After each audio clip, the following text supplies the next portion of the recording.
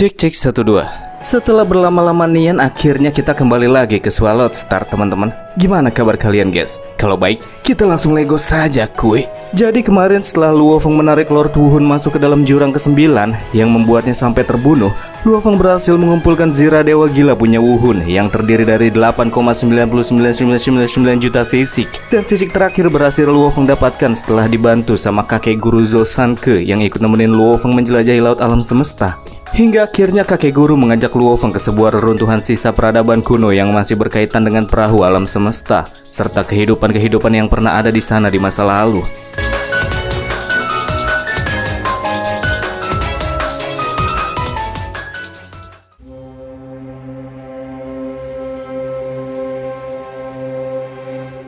Masuk ke dalam sebuah ruangan yang dipenuhi oleh banyak ukiran di dindingnya, serta sebuah monumen kecil di pusatnya. Ketika Luo Feng coba memperhatikan ukiran-ukiran yang terdapat pada dinding, dia bisa merasakan ada begitu banyak emosi yang tertuang dalam ukiran tersebut. Emosi yang terasa sangat kuat. Kata kakek guru, jika dilihat dari sisa kekuatan ilahi yang tersimpan pada ukiran-ukiran itu, mungkin pengukirnya lebih kuat daripada para penguasa terkuat alam semesta manapun yang masih hidup di zaman ini, termasuk si kakek guru. Namun di hadapan siklus masa hidupnya, sang pengukir tetap tidak bisa lepas dari takdir kematian. Karena bagi Luo Feng pembahasan kayak gitu masih terlalu dini untuk diperbincangkan, kakek guru pun tidak ngomongin hal itu lebih lanjut, dan Luo Feng diminta untuk fokus saja sama apa yang ada di depannya. Seperti misalnya peninggalan sosok penguasa misterius itu seharusnya akan berguna bagi Luo Feng. Kemudian Luo Feng mengikuti kakek guru beranjak dari ruangan tersebut. Di ruang berikutnya pun sama. Selain ada banyak ukiran yang tersembunyi di sekitar dinding, ada juga ukiran yang terdapat pada sebuah bola batu mengambang di atas altar. Nampaknya sosok penguasa yang mengukir ukiran di sana telah meninggalkan segenap ilmu semasa hidupnya dalam bentuk pola ukiran rahasia. Ketika bola mengambang di altar melakukan sedikit pergerakan ke arah pusat altar, terjadi sedikit ledakan kekuatan yang mendorong Luo Feng. Seketika itu juga dia mendapatkan penglihatan di mana para makhluk-makhluk yang hidup di masa lampau sedang berlarian secara berbondong-bondong, seakan takut akan sesuatu yang mengerikan dan sedang mengejar mereka. Tapi mereka semua tiba-tiba pada jatuh terduduk, menunjukkan gelagat aneh sambil berteriak racun iblis.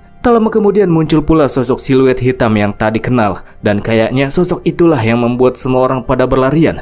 Luo Feng yang mendapatkan penglihatan tersebut juga nampak mulai terhanyut ke dalamnya. Kekuatan dari sosok tersebut mulai meracuninya dan membuatnya merasa nyaman. Pada akhirnya Luo Feng kembali disadarkan sama kakek guru yang ngasih tahu kalau Luo Feng sebelumnya udah ngelamun selama 3 hari penuh. Apa yang baru saja terjadi cukup berbahaya, makanya Luo Feng akan lebih berhati-hati lagi. Jika melihat konstruksi pola ukiran rahasia yang ada di sekitar altar dengan cermat, tiap ukiran tersebut nampak terintegrasi dengan sempurna. Hanya saja pemahaman Luo Feng tentang pola ukiran rahasia itu masih stagnan di level Universe Venerable, sehingga dia nggak bisa memahami pola ukiran di sana dengan benar, apalagi cuma dalam sekali lihat saja. Merenungkan beberapa pola rahasia di tempat tersebut secara langsung dan menghabiskan waktu di sana, Luo Feng yakin itu akan berdampak pada dirinya yang bisa menembus batasan yang selama ini telah stagnan. Tepat ketika setetes air jatuh dari daun, kakek guru juga merasakan kalau di luar lagi ada yang sedang bertarung. Kemungkinan setingkat penguasa terkuat alam semesta, alias orang-orang yang sudah melampaui level Universe Master. Padahal sebelumnya tempat di luar jurang itu sangat sepi, tapi sekarang malah terjadi pertarungan di sana. Kakek guru kemudian nyuruh Luo Feng buat ninggalin satu wujud tubuh dewanya di sana agar bisa merenung dengan tenang. Sedangkan Luo Feng yang asli akan ikut bersama kakek guru untuk melihat serta menyelidiki apa sih yang sedang terjadi di luar sana. Lalu, kita akan diperlihatkan dengan sebuah pertarungan yang cukup merusak. Dua sosok ras mata dewa lagi ngelawan seseorang dari ras asing lain. Meskipun ras asing tersebut telah menggunakan bentuk dari bis tempurnya, tapi dia terus didorong mundur. Kayaknya terlalu berlebihan kalau harus ngelawan dua orang kuat sekaligus.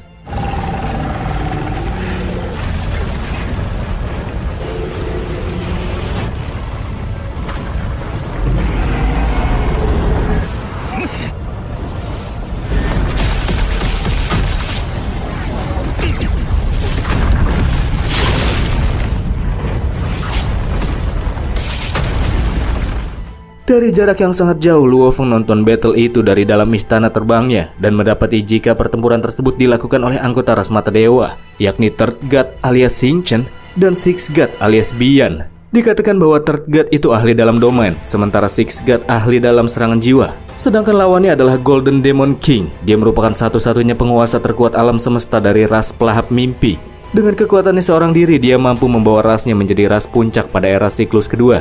Di balik tubuh besar makhluk mengerikannya, ternyata Golden Demon King memiliki bentuk yang cukup imut, bayi emas, tanduk 2, dan bertangan 8, yang bikin dia juga dijuluki sebagai Golden Child. Golden Child yang menunjukkan wujud aslinya di sini ngasih tahu, walaupun sebelumnya juga udah ngasih tahu berkali-kali sih, kalau dia itu tidak pernah menemukan zirah dewa pemusnah Wuhun maupun harta pusaka sayap Luo Feng. Tapi Six God yang gak percaya sama omongannya langsung melepaskan tekanan kekuatan untuk menundukkannya. Di dalam jurang hampir tidak ada harta pusaka yang tersisa. Penguasa kuat manapun yang muncul di area jurang kebanyakan datang untuk mendapatkan kedua harta yang dimaksudkan. Jadi bisa disimpulkan, Golden Child satu-satunya orang yang ada di luar jurang kemungkinan telah mendapatkan harta tersebut. Tapi terlepas dari ada atau tidaknya harta yang disembunyikan olehnya, karena Golden Child telah muncul di sana, maka itu akan dianggap sebagai tantangan terhadap ras mata dewa. Luo Feng jadi tahu ternyata yang lagi direbutin sama orang-orang kuat itu adalah harta yang ada di tangannya toh. Golden Child yang terus menerima tekanan dari lawan bilang kalau dia bukanlah satu-satunya orang yang ada di sana, tapi ada juga Zhou Sanke, dan bisa jadi dialah orang yang udah dapetin hartanya. Setelah namanya disebut-sebut, Zhou Sanke keluar ninggalin Luo Feng. Terus dari kejauhan sambil ngelus-ngelus jenggot bilang ke musuh, sekalipun dia bilang kalau dia nggak mendapatkan hartanya, ras mata dewa pasti nggak bakalan percaya. Jadi ya terserah mereka aja. Six God nunjuk-nunjuk si kakek, sedangkan Third God tanya apakah Zhou Sanke bakalan gangguin pertempuran yang sedang berlangsung di sana. Kakek guru bilang kalau dia nggak suka bertempur ataupun membunuh, jadi dia cuman bakalan nonton dari kejauhan saja. Kalau pertempuran berlanjut seperti itu, tentu saja Golden Child bakalan tumbang. Cuman kata Zhou Sanke, nggak kayak dia yang hanya pengen nonton. Ada satu orang lagi yang baru datang dan kayaknya nggak datang cuman buat nonton doang. Orang yang dimaksudkan si kakek pun menunjukkan dirinya sambil ngomong kalau dia tuh udah cukup lama mendengar 7 kekuatan utama milik ras mata dewa. Dan hari ini setelah melihatnya sendiri, ternyata memang 2 dari 7 kekuatan utama ras mata dewa yang dimaksudkan memang layak menerima gelar tersebut. Dan orang yang ngomong kayak gitu adalah si Hook X Creator, aka sang pendiri Great X dari ras manusia. Melihat sosok senior Excalibur sepertinya datang ke sana, Luo Feng mikir kalau sang pendiri pasti datang ke sana buat ngurusin harta Luo Feng yang dikira orang-orang ke drop di sana. Menurut Luo Feng ini akan jadi masalah mengingat Third God dan Six God itu punya kekuatan yang luar biasa. Di sisi lain pendiri Great X merupakan sosok yang menanggung seluruh beban ras manusia. Kalau sampai tumbang di sini maka bakalan jadi masalah untuk kedepannya. 2 harta pusaka telah jatuh ke jurang ke-9 dan ras manusia merupakan pihak yang pertama mengetahuinya. Six God memiliki keyakinan bahwa orang yang paling berkemungkinan besar mendapatkan kedua harta tersebut ya tentu saja si pendiri Great X. Golden Child jadi kesel, padahal sebelumnya orang itu nuduh-nuduh dia tanpa bukti. Sekarang tuduhannya malah pindah ke orang lain. Gak tahu malu. Kata Third God, kalau masalah harta itu ditambah sama masalah Luo Feng yang menyeret Wuhun mati bersamanya, maka pertarungan selanjutnya akan menebus kerugian yang diterima oleh pihaknya. Dan setelah pendiri Great X mati, maka ras manusia di alam semesta asal juga akan sekalian dibasmi. Third God yakin setelah sang pendiri mati, maka selanjutnya tak akan ada lagi kekuatan yang akan berani berhadapan dengan ras mata dewanya. Mendengar rasnya pengen dimusnahin, sang pendiri pun mulai emosi dan siap buat izin tampil. Luo Feng yang dengar betapa arogannya musuh juga pengen tampil. Cuman kata kakek guru, mending Luo Feng nonton aja bagaimana para penguasa terkuat alam semesta bertarung. Menurutnya sang pendiri Great X juga nggak bakalan kalah dengan mudah. Golden Child di sini ngajakin pendiri Great X buat collab, buat ngasih tahu kepada 2 orang ras mata dewa itu kalau kekuatan dari sosok penguasa terkuat alam semesta itu nggak bisa dianggap remeh dan mereka adalah orang yang tidak bisa ditindas dengan mudah. Di awal pertempuran, Third God langsung aktifin Eternal Kingdom. Dia menghadirkan miliaran kelopak mata yang terbang di udara dan masing-masing kelopak tersebut menyimpan makhluk misterius di dalamnya yang tak lama setelahnya mulai menunjukkan wujudnya satu persatu.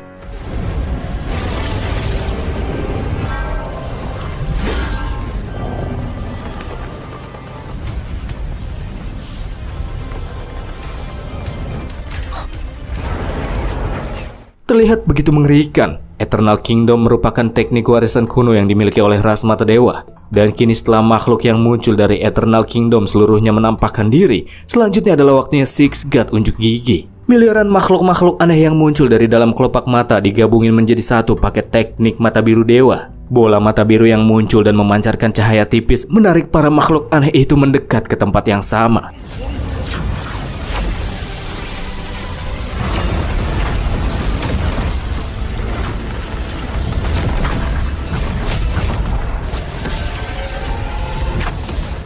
Setelah mereka semua bergabung, terlahir entitas aneh menjulang tinggi berkepala 9, 36 pasang sayap, 108 pasang kuku, dan 9 ekor. Karena terlahir dari gabungan jurus Eternal Kingdom dan Blue Eye, makhluk itu diberi nama Eternal Trugat. Dari makhluk aneh itu, pendiri Great X ngerasa gak ngeri. Golden Child kena tekanan yang makin berat kalau kakek guru stay nonton sambil ngarak. Trugat nyuruh makhluk aneh tersebut buat memusnahkan sang pendiri. Semburan panas yang dilepaskan olehnya pun mengarah pada target. Semburan yang bahkan bisa merobek dimensi.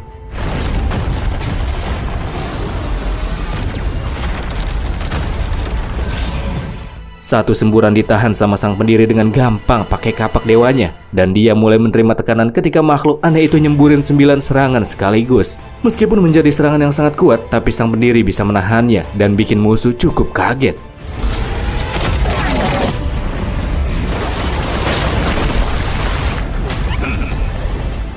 Six God ngomong, di serangan selanjutnya dia akan membuat kepala musuh hancur.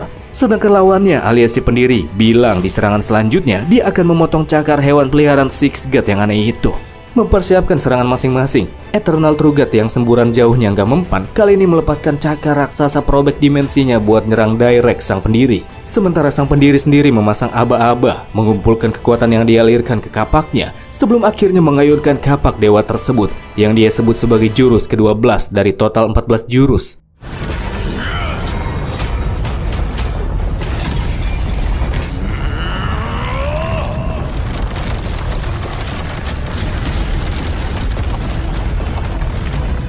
Efek dari jurus ke-12 beliau nampak lebih besar daripada makhluk aneh lawan yang dibuat terhempaskan sangat jauh. Dan sesuai perkataannya, walaupun masih belum membunuh makhluk aneh itu, tapi serangannya membuat cakarnya robek.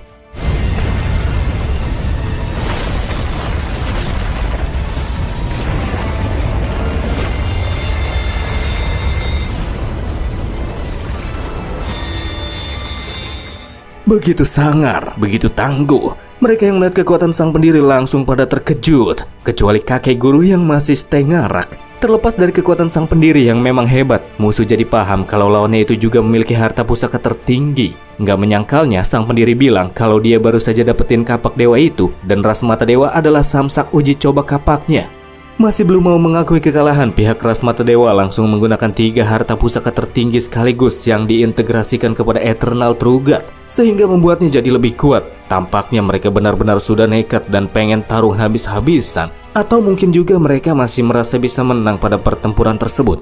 Setelah menggunakan harta yang diberikan oleh musuh, makhluk berkepala 9 itu pun pulih dalam waktu yang begitu singkat. Bahkan sebagian tubuhnya mulai dilapisi oleh zirah, contohnya seperti cakarnya. Melihatnya sebentar, Luo Feng tahu kalau itu adalah lengan bintang, sebuah harta tingkat tertinggi yang sangat cocok diberikan kepada musuh yang menggunakan cakarnya untuk bertarung.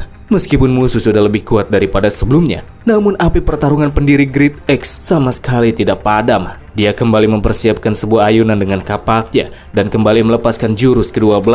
Setelah power up, nampak jurus ke-12 sang pendiri kini bisa ditahan sama Eternal Trugat.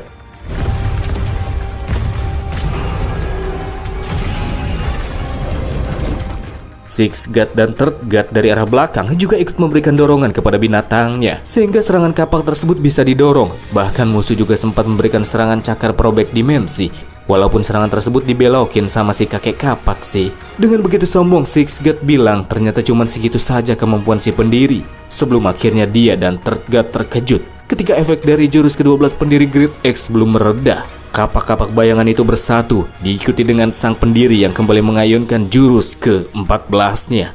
Jurus ke-14 itu serangan vertikal yang ditujukan untuk membelah tubuh lawan dari kaki sampai ke kepala.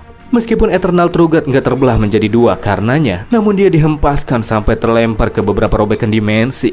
Serangan masih belum usai. Setelah mengerti sepenuhnya pola ukiran rahasia yang terdapat pada kapak dewanya, sang pendiri Great X kini telah berhasil menciptakan jurus ke-15-nya. Dan di titik inilah, kakek guru yang sebelumnya masih kalem-kalem saja dibuat terkejut sampai bangkit berdiri dan menghentikan sebentar waktu sesi minumnya. Seraya berkata, jika si pendiri Great X telah berhasil menyentuhnya, alias menyentuh batas akhir kekuatan Trugat di levelnya yang sekarang masih di tingkat ke-8. Jurus ke-15 ini nggak kayak sebelumnya. Kali ini bentuk dari bayangan emas kapak raksasanya sampai utuh, sampai gagang-gagangnya, dan terbang menuju ke arah target. Ketika menyaksikan sendiri bayangan dari kapak raksasa tersebut, Luo Feng merasa kalau benda itu seolah sedang berada di dunia lain, dunia yang masih belum bisa dijangkau olehnya. Meskipun sadar jika serangan yang dirilis sang pendiri Great X begitu kuat, namun kedua ras mata dewa itu masih nggak mau menyerah. Mereka berdua mengerahkan Eternal True God langsung kepada serangan yang datang, berniat untuk menghalaunya. Tapi itu nggak memungkinkan. Bukan cuma nggak bisa bertahan sebentar,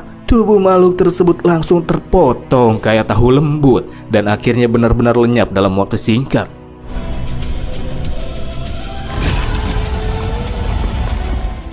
Dari aliran kapak yang begitu luar biasa, Zhou Sanke ngerasa kalau Ancestor Yuan kayaknya bakalan punya penerus nih. Potensi ras manusia memang benar-benar hebat. Melihat pendiri Great X yang bisa menghancurkan Eternal True God tanpa kendala, Third God juga menganggap kayaknya dia berkemungkinan akan menjadi Yuan yang selanjutnya nih. Sang pendiri yang lagi aura farming bilang, baru ras mata dewa aja berani-beraninya sesumbar mau memusnahkan ras manusia. Makanya hari ini dia akan menunjukkan kepada mereka apa akibat dari berani mengancam untuk memusnahkan rasnya. Kedua musuh tersebut pun gak pakai lama langsung was pergi dari sana supaya gak kekejar. Selain ngeluarin istana terbang, Third God juga melemparkan banyak obstacle buat menghadang jalan lawan, berupa bola-bola raksasa seukuran planet mini yang ada duri-durinya gitu. Tapi cuma dengan satu ayunan kapak, semua obstacle tersebut pun bisa disingkirkan sama pendiri Great X yang mulai melakukan pengejaran.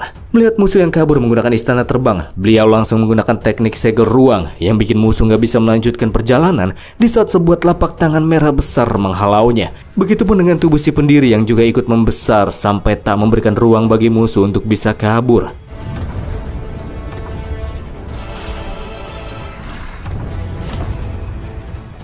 Karena nggak bisa kabur, pertama-tama Six God masuk dulu ke dalam ruang dunia penyimpanan Third God yang selanjutnya berniat untuk melakukan negosiasi. Third God di sini ngomong, kenapa pendiri Great X masih mengejarnya? Walaupun gak setangguh si pendiri, tapi Third God yakin kalau dia nggak akan mati dengan mudah. Kakek kapak langsung ngasih penawaran di mana Third God harus menyerahkan 3 harta pusaka tingkat istana puncak kepadanya. Dengan begitu maka permusuhan di antara mereka, ras mata dewa dan ras manusia akan dianggap selesai. Kalau enggak, maka sang pendiri mau kau buat lanjut gelut. Hitung-hitung sekalian buat ngasah kapak dewanya supaya lebih tajam lagi, yang juga akan sekalian meningkatkan kemampuan bertarungnya. Setelah memikirkannya matang-matang, pada akhirnya Third God memilih untuk memberikan 3 harta yang diminta sama pendiri Great X, dan setelahnya dia langsung cabut dari sana. Setelah pertarungan berakhir, pendiri Great X berharap agar Golden Child sama Zhou Sanke tidak menyebarkan seberapa besar kekuatan yang baru saja dia tunjukkan, dan mereka berdua pun gak masalah. Si bayi emas juga cukup senang bisa melihat ras mata dewa yang arogan itu mengalami kerugian besar, dan mereka juga pasti tidak akan menyebarkan kabar tentang kekalahan mereka ke publik supaya gak malu. Dan begitulah akhir dari pertarungan sosok terkuat yang berasal dari ras manusia. Melihat muridnya bengong, kakek guru tanya kenapa. Luo Feng jelasin, kalau di alam semesta asal, para penguasa terkuat alam semesta selalu ditekan oleh kekuatan kehendak sumber alam semesta. Tapi berbeda dengan di laut alam semesta. Setelah menyaksikan pertarungan barusan, Luo Feng telah menyaksikan sendiri betapa hebatnya sosok penguasa terkuat alam semesta yang bebas dari batasannya, serta menyadari betapa besarnya jurang di antara Luo Feng dengan orang-orang kuat seperti mereka. Kata kakek guru, ketika seseorang belum menjadi penguasa terkuat alam semesta, maka dia akan dianggap masih sebagai anak alam semesta asal, dan sumber alam semesta akan memberikan perlindungan kepadanya. Namun begitu seseorang menjadi penguasa terkuat alam semesta, maka alam semesta mini yang ada di dalam tubuh seseorang akan terlepas dari alam semesta asal dan bertahan di laut alam semesta. Dan sejak saat itulah orang tersebut akan menjadi target permusuhan sumber alam semesta dan menerima tekanan demi tekanan. Makanya Zhou Sanke bisa bilang kalau Ancestor Yuan dari ras manusia itu sangat luar biasa. Dan ternyata apa? Tanya Luo Feng. Tapi kakek guru nggak lanjutin omongannya karena ngerasa hal itu masih terlalu jauh untuk Luo Feng yang sekarang. Zira Dewa Gila yang sebelumnya rusak sekarang sudah selesai diperbaiki sama kakek guru dan dibalikin lagi kepada Luo Feng.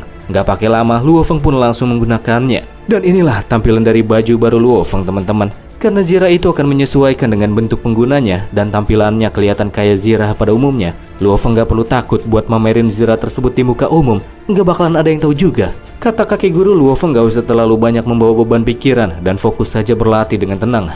Pola rahasia di dalam menara bintang juga mewakili tingkatan teknik rahasia yang sangat tinggi. Setelah memahaminya, nanti di saat tubuh manusia Luo Feng sudah menerobos level Universe Master, maka kekuatannya akan setara dengan kekuatan penguasa terkuat alam semesta yang gak pakai harta tertinggi. Zhou Sanke yang menantikan hari itu akan tiba kemudian langsung pergi dari sana, dan kemudian berpisah sama Luo Feng di tengah jalan.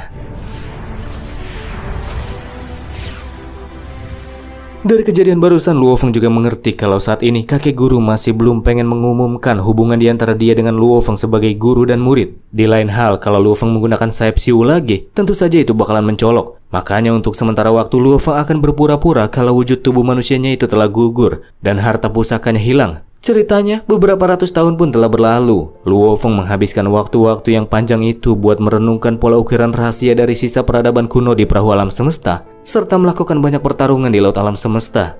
Pemahaman Luo Feng telah mengalami banyak perkembangan. Keahlian dan pemahamannya terkait pola ukiran rahasia kini telah menembus batas tingkat Universe Master. Dan tujuan Luo Feng selanjutnya adalah pergi ke area pilar batu bergaris hitam, serta melihat apa yang ditinggalkan oleh penguasa Wuhun di dalam ruang rahasianya.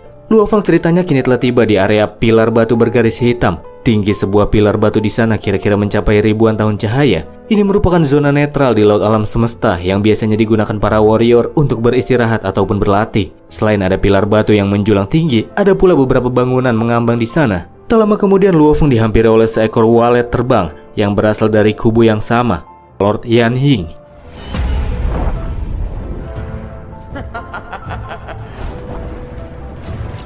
Dia senang bisa ketemu sama sejawat di tempat tersebut. Sambil terbang, Yan Ying jelasin kalau di antara pilar-pilar batu bergaris hitam tersebut terdapat pola ukiran rahasia kuno yang sangat mendalam. Semakin dekat seseorang dengannya, maka aliran waktu di sekitar akan semakin cepat dan serangan dari willpower atau kekuatan kehendaknya menjadi semakin mengerikan. Jadi tempat tersebut merupakan tempat yang sangat cocok untuk melatih kehendak. Kalau Luo Feng dirasa sudah nggak kuat menahan kekuatan kehendaknya, Yan Ying minta Luo Feng untuk bilang saja. Dan ya, di sini Luo Feng juga pengen sekalian menguji sampai di manakah batasannya. Ketika melintasi orang-orang yang lagi pada fokus berlatih, keberadaan Luo Feng di sana cukup menarik perhatian. Mereka mengingat kalau Luo Feng itu ras manusia yang memasuki laut alam semesta 600 tahun yang lalu. Dan tak lama setelah masuk ke sana, dia langsung terlibat dalam pertempuran besar di jurang ke-9 dengan Lord Wuhun. Hanya saja setelah keduanya gugur, entah itu harta sayap perak Luo Feng ataupun zirah dewa gila Wuhun, keberadaannya masih belum diketahui sampai sekarang. Beberapa bangunan mengambang yang memancarkan cahaya biru tipis ke langit yang terlihat di sana merupakan ruang rahasia, yang diantaranya pasti merupakan sebuah ruang rahasia milik Wuhun yang bisa dibuka dengan token hitam, kata Babata. Di dalam hatinya, Yan Ying bergumam kalau dia sudah melatih kehendaknya dalam waktu yang sangat panjang. Tapi kok bisa-bisanya Luo Feng yang baru berlatih sebentar masih terlihat mampu bertahan ketika mereka berdua memasuki aliran waktu 200 kali lebih cepat dari biasanya. Lord Yan Ying kemudian bilang kalau dia akan turun ke sebuah tempat yang biasa dia gunakan untuk menempa kehendaknya, yang kecepatan aliran waktunya kira-kira sekitar 1100 kali lipat. Di tempat tersebut juga terdapat sosok penguasa terkuat alam semesta bernama Lord Beichi, yang tempat latihannya konon mencapai lebih dari 13.000 kali lipat. Itu sangat kuat dan bikin Babata pada kaget. Lord Beichi katanya punya watak yang sangat baik. Dia bahkan secara terbuka menjelaskan hasil pemahamannya kepada orang lain. Tapi di lain sisi, ada juga penguasa terkuat alam semesta lain yang bernama Lord Hengxing. Luo Feng diminta berhati-hati kepadanya karena orang itu nggak stabil. Di antara para alien yang lagi berlatih di sana, ada seorang alien cewek yang nunjuk-nunjuk Luo Feng. Dia nggak nyangka kalau Luo Feng bisa mencapai tempat yang cukup dalam, padahal baru pertama kali datang ke sana. Yan Ying kemudian mendarat di tempatnya yang biasa digunakan untuk berlatih. Dia juga nggak nyangka kalau Luo Feng taunya bisa menahan serangan kekuatan kehendak sampai ke tempat tersebut, sampai-sampai membuatnya kagum. Karena tempat itu adalah batasannya, Yan Ying jadi nggak bisa nemenin Luo Feng buat lanjut ke depan lagi deh. Sebelum pergi, Luo Feng ngucapin terima kasih karena Yan Ying udah mau nemenin sambil ngasih panduan buat Luo Feng. Semakin dekat Luo Feng dengan pilar batu, semakin sering pula dia jadi perhatian orang-orang karena jarang-jarang ada manusia yang bisa sampai ke sana. Luo Feng bisa merasakan jika aliran waktu memang terus melesat naik dengan cepat, 1.500 kali lipat, 2.300 kali lipat, dan pada akhirnya Luo Feng mencapai batasan ketika dia sampai di 3.000 kali lipat. Dan di sanalah dia berhenti bergerak dan berniat pengen latihan memperkuat kehendaknya. Baru saja mendarat, tapi Luo Feng langsung dijadiin target sasaran sama seorang cewek. Bukan karena Luo Feng gampang, tapi karena dia dianggap sebagai musuh. Dan cewek itu adalah Lord Jingyan yang berasal dari ras mata dewa. Lagi-lagi musuh yang sama. Jingyan merupakan sosok yang telah mencapai level Universe Master tingkat kelima. Dia tidak kalah dari Lord Wuhun. Cewek itu sangat ahli dalam serangan jiwa dan serangan ilusi, dan nampaknya Luo Feng di sini udah kena serangan ilusi cewek tersebut. Jingyan sendiri menganggap jika pertemuan di antara mereka berdua merupakan takdir, makanya mewakili Jiu Jian dan Wuhun sebagai teman seperjuangannya. terutama si Jiu Jian, tukang panah yang mati sebelumnya. Jing Yan akan memberikan sambutan yang hangat kepada Luo Feng. Luo Feng yang kena teknik ilusi yang bernama teknik pembasmian reinkarnasi, tiba-tiba badannya langsung letoy. Apakah Bang Condet bakalan terhanyut sama teknik cewek tersebut?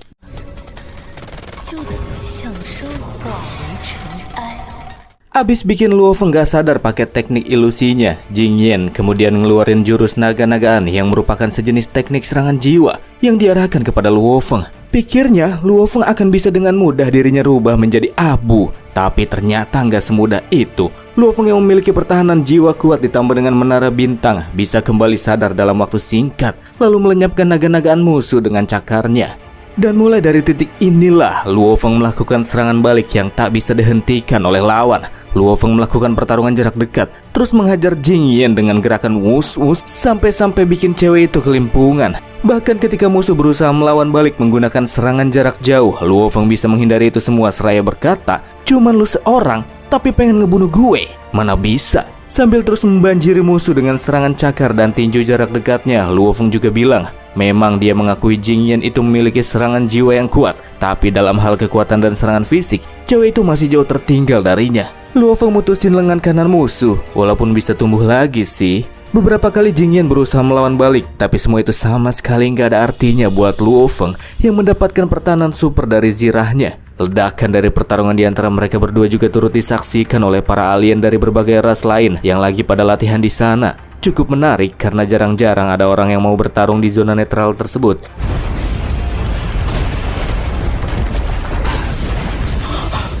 Jing Yan dijatuhin sebuah bongkahan batu besar sama Luo Feng yang gerakin itu pakai kekuatan mentalnya. Musuh bisa menahannya, tapi tahu-tahu Luo Feng malah muncul di depan cewek tersebut dan kembali menghajarnya dengan keras sampai babak belur. Padahal di awal dia begitu arogan dan percaya diri bisa numbangin Luo Feng, tapi sekarang dia malah nggak bisa berbuat banyak. Jadi kasihan ngelihatnya. Setelah sadar nggak punya kesempatan buat melawan, Jing Yan juga sempat beralih ke mode bertahan, seperti ketika dia menggunakan bebatuan lalu melapisinya dengan barir. Tapi itu pun nggak berguna. Pertahanan semacam itu bisa Luo Feng robek-robek hanya dengan sedikit usaha.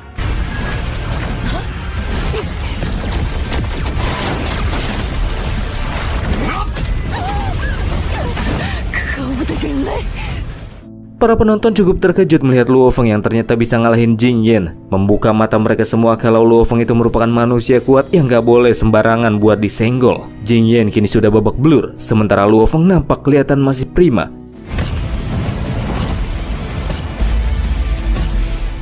Ketika Luo Feng kembali berjalan mendekat ke arah lawan, tiba-tiba dia merasakan resonansi dari token hitam mengarah ke sebuah bangunan kastil yang terdapat di sana. Gara-gara sebentar teralihkan, pas ngelihat ke depan, tahu-tahu si Jing Yan udah nggak ada. Musuh taunya udah kabur, tapi nggak apa-apa. Luo Feng malah berterima kasih sama Jing Yan yang dianggap udah membantunya begitu cepat menemukan ruang rahasia milik Lord Wu Hun. Luo Feng kemudian beranjak ke bangunan yang nampak seperti kastil logam tersebut, lalu mengeluarkan token hitam untuk bisa mengakses masuk ke dalamnya.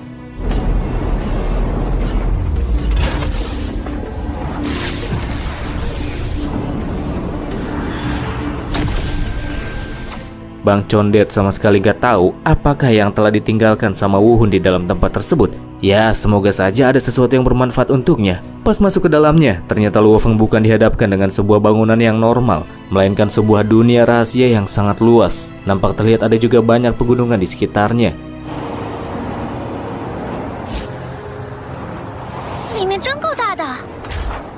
Setelah melihat-lihat sebentar, Luo Feng pun memulai penjelajahannya. Ketika menginjakan kaki di sebuah area, Luo Feng tiba-tiba malah mengaktifkan tulisan-tulisan ukiran kuno yang muncul pada pijakannya. Tulisan yang sama sekali tidak bisa dirinya baca ataupun Babata pahami. Tapi Luo Feng bisa merasakan terdapat kehendak kuat yang tersimpan di dalam tulisan-tulisan tersebut. Dari tulisan-tulisan tersebut kemudian muncul sebuah manifestasi tubuh energi dari pemilik pertama ruang rahasia ini. Sosok itu memiliki harapan agar setiap generasi pemilik ruang rahasia tersebut di masa mendatang mau meninggalkan pesan di sana, seperti apa yang telah dia lakukan. Berpindah ke tempat tak jauh dari sana, Luo Feng kembali dapat beberapa pesan dari sosok pemilik ruang rahasia terdahulu. Sosok yang memutuskan untuk meninggalkan peta dan harta pusakanya di tempat tersebut agar bisa digunakan buat penerus selanjutnya. Ada juga yang meninggalkan pesan agar eksistensi mereka tetap diketahui sekalipun sudah meninggal.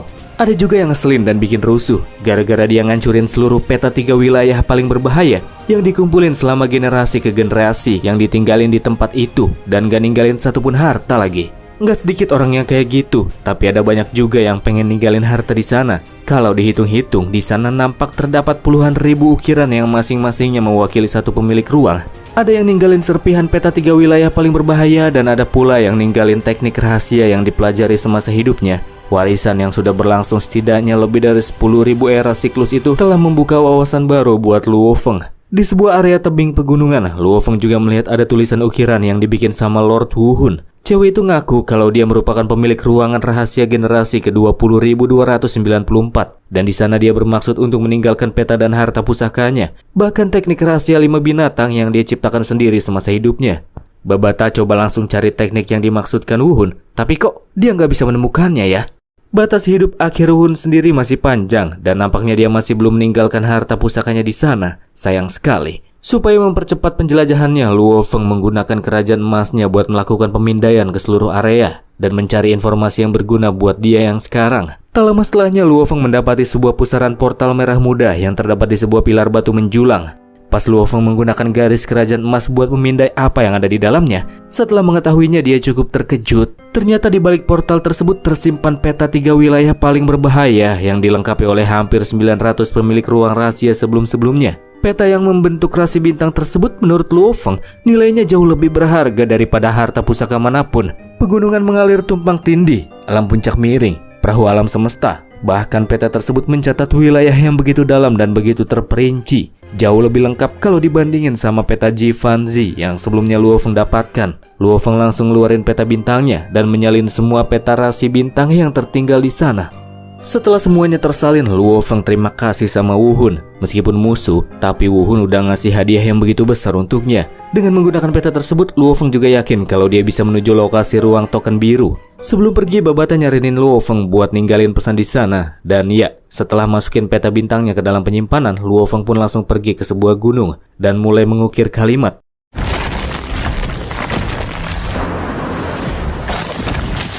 Di sini Luo Feng mengukir kalau dia adalah penguasa Bima Sakti, pemilik ruang rahasia generasi ke-20.295 yang merebut ruangan tersebut dari pemilik ruang sebelumnya. Udah, Luo Feng cuma nulis begitu doang. Atau lebih tepatnya, tulisannya masih belum selesai. Luo Feng sendiri masih baru hidup belasan era. Entah kedepannya apakah dia akan lenyap terhanyut dalam gelombang arus di laut alam semesta, atau mungkin bisa menciptakan alam semesta tanah suci, lalu menjadi keberadaan yang abadi. Semua itu masih belum terjadi, makanya Luo Feng baru akan melanjutkan tulisannya nanti.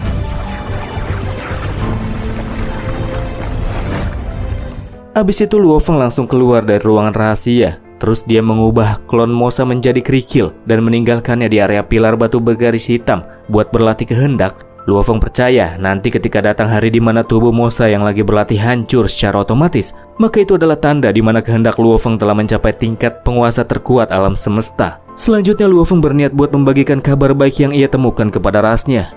Mengunjungi guru Chaos yang lagi berlatih di ruang virtual, Luo Feng datang dengan membawa kabar baik, dan Tuan Guru adalah orang pertama yang Luo Feng kasih lihat peta 3 wilayah paling berbahaya di laut alam semesta. Peta yang sangat terperinci itu bikin Tuan Guru cukup terpukau, sebab bahkan 2 tanah suci pun belum tentu memiliki peta yang selengkap itu.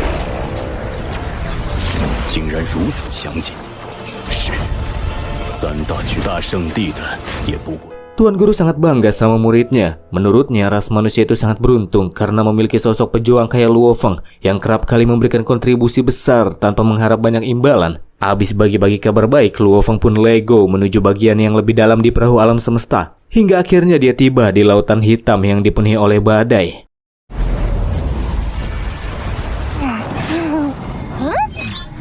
Sementara Atuka bikinin teh buat Babata, Babata di sini menemukan kalau tempat yang sedang mereka kunjungi adalah tempat yang sangat dalam di perahu alam semesta, yang pasti bakalan berbahaya. Ketika Atuka pengen mecahin balon tidurnya Tuan Kapi, dari arah luar Luo Feng merasakan suatu pergerakan yang aneh. Hal yang paling mencolok di tengah badai tersebut adalah tornado air hitam yang mencapai ketinggian awan. Kata Babata, di tempat-tempat berbahaya seperti itu, ruangan sangat padat dan stabil. Dan seharusnya akan sulit sekali ada sesuatu yang bisa bergerak di sana. Jadi satu hal yang paling memungkinkan menurut Luo Feng, dan itu adalah kemunculan harta pusaka berharga. Luo Feng pun terus melaju dengan piramida terbangnya. Pergerakan aneh itu bukan cuma dirasakan sama Luo Feng ternyata, tapi juga dirasakan sama sepasang pejuang dari ras mata dewa yang menganggap kalau harta yang akan muncul pasti bukan harta remeh. Ada juga alien dari ras tengkorak yang gak mau keduluan sama orang lain karena harta yang muncul itu paling-paling hanya muncul sekali dalam 1 juta zaman. Ada juga sosok kuat dari sekte dewa leluhur yang terbangun setelah merasakan kemunculan harta. Luo Feng yang melaju dengan istana terbangnya tiba-tiba dihentikan oleh sebuah kekuatan yang tadi kenal. Kekuatan itu berasal dari sosok yang lagi terbang di atas laut hitam. Dia berasal dari tanah suci bulan ungu, Lord of Deer Insect, Lu Chong. Babata nyuruh Luo Feng hati-hati karena Lu Chong itu merupakan pejuang yang udah mencapai Universe Master tingkat ke-6. Dia merupakan salah satu keberadaan tertinggi yang terdapat dalam jajaran orang kuat di tanah suci bulan ungu. Tingkat 6 itu lebih tinggi kalau dibandingin sama Wu Hun ataupun An Yong yang pernah Luo Feng hadapi. Dia memang sempat menghentikan istana terbang Luo Feng sebentar, tapi langsung melepaskannya. Jadi Luo Feng mengira kalau Lu Chong nampaknya pengen berbicara sama dia. Dari dalam menara bintang Luo Feng tanya, ada keperluan apa Lu Chong sama dia? Lu Chong yakin kalau Luo Feng juga pasti ngerasain pergerakan besar di sana juga kan? Karena kebetulan satu arah, di sini Lu Chong ngajakin Luo Feng pergi bareng-bareng aja. Obrolan kemudian berpindah ke dalam cincin dunia. Sementara Babata dan yang lainnya asik main-main air di pantai, bikin acara lomba berenang. Di sisi lain Luo Feng bikin teh dari bumi, buat dia minum sendiri sama buat Lu Chong yang juga ada di sana. Dan si Lu Chong ini muji-muji teh dari bumi yang dia anggap nggak ada duanya. Luo Feng yakin kalau Lu Chong tidak cuma datang ke sana cuma buat minum teh kan? Tentu saja. Lu Chong tanya, apakah Luo Feng pernah dengar tentang perahu makam? Luo Feng pernah dengar sih sedikit. Katanya itu merupakan tempat pemakaman para penguasa kuat yang gugur zaman dahulu kala, yang di dalamnya tersimpan harta pusaka dan peninggalan kuno dari banyak peradaban masa lalu. Betul sekali. Dan kata Lu Chong, pergerakan sebelumnya merupakan pertanda munculnya perahu makam. Dan sudah pasti setiap kekuatan besar akan mengirim para penguasa kuat untuk bisa memperebutkan harta di tempat tersebut. Karena hanya ada sedikit bantuan yang dimiliki oleh tanah suci bulan ungu di tempat itu, Lu Chong nawarin kalau Luo Feng mau sementara waktu berada di bawah perintahnya dan sama-sama menuju perahu makam untuk merebut harta, maka dia akan membagikan lebih banyak informasi tentang perahu makam kepada Luo Feng. Informasi ras manusia tentang perahu makam itu bisa dikatakan hampir nol, dan tawaran yang diberikan sama Lu Chong memang cukup menarik. Tapi yang Luo Feng heran ialah Lu Chong itu kuat, terus kenapa dia malah ngajak Luo Feng bersamanya? Aneh sekali.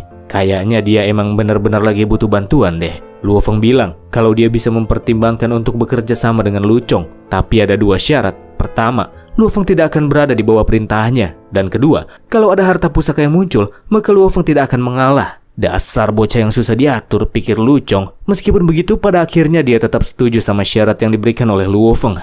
Kalau nanti hartanya muncul, maka mereka akan menggunakan kekuatan masing-masing untuk bisa mendapatkannya. Dan begitulah ending dari serial Swallowed Star kali ini teman-teman. Terima kasih buat kalian yang udah mau like, komen, dan mau nonton sampai menit terakhir bacotan saya. Segitu dulu coy dari saya. Sampai ketemu lagi ya. Bye.